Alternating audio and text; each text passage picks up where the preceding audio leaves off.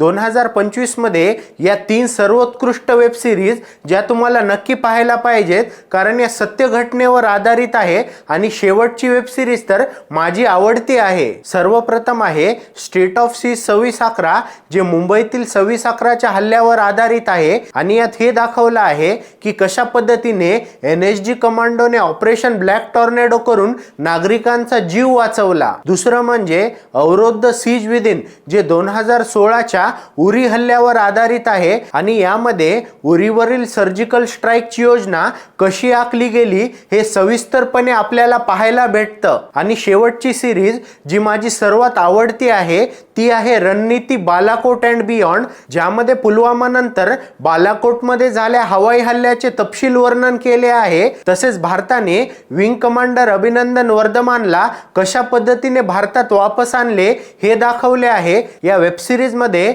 Intelligence कशा पद्धतीने गोळा केला जातो हे अतिशय चांगल्या पद्धतीने दाखवले आहे।